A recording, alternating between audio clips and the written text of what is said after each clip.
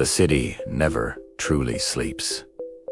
Streetlights blur, sirens wail in the distance, and screens glow in countless windows, casting a blue light into the darkness. In our hyper-connected world, a good night's rest can feel like a distant dream, a luxury we chase but rarely capture. We have memory foam mattresses, white noise machines, and sleep-tracking apps, yet millions of us lie awake, wrestling with insomnia. But what if the way we think about sleep is all wrong? What if the key to understanding our modern sleep crisis lies not in the future, but deep in our past? Let's journey back, far beyond the glow of the city, to a time when the night belonged to the stars, and uncover the forgotten sleep habits of our earliest ancestors. The answers we find might just change the way you see your own bed tonight. For our distant relatives, the world was a very different place. Long before solid walls and locked doors, the night was filled with uncertainty. Early hominins, like other primates, likely sought refuge in trees,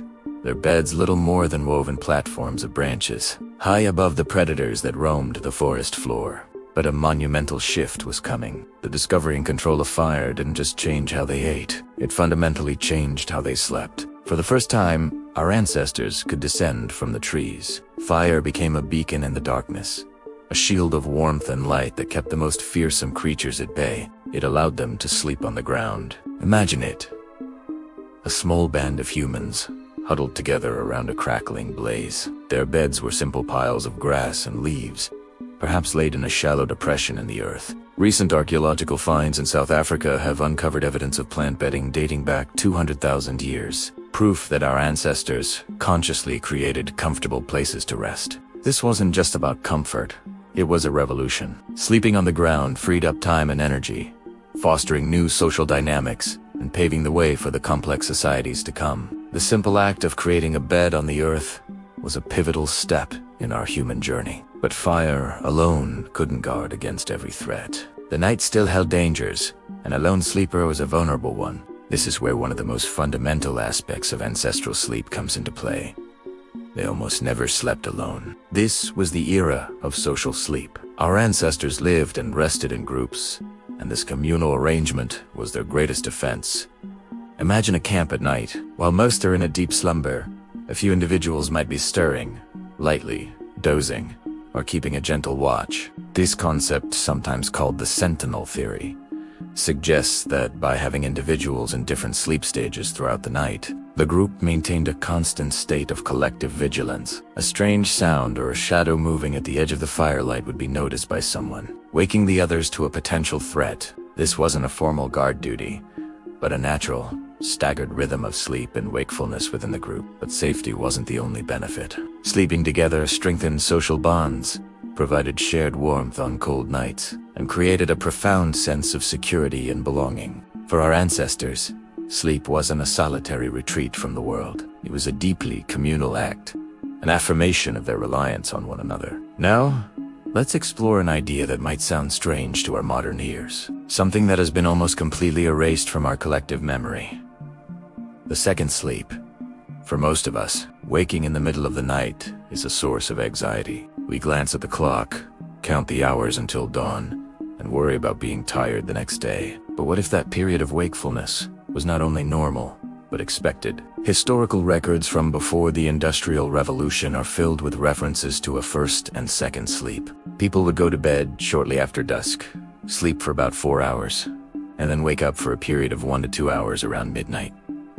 This wasn't a restless tossing and turning. This waking period, known as the watch, was a productive and peaceful part of the night. It was a time for quiet, contemplation, for prayer or meditation. It was a time for intimacy between couples, for mending clothes by the low light of the embers, or for visiting neighbors. People would then go back to bed for their second sleep, which lasted until morning. This pattern wasn't seen as a disorder. It was simply the rhythm of life, dictated by the natural cycle of light and darkness. The widespread adoption of artificial lighting changed everything. Gas lamps, and later the electric light bulb, pushed bedtimes later and colonized the night. They allowed us to work and socialize long after sunset, squeezing our sleep into one single, consolidated block. The Industrial Revolution demanded a new kind of efficiency, and the leisurely, segmented sleep of our ancestors became a casualty of progress. The two sleeps became one, and the midnight watch was lost to time.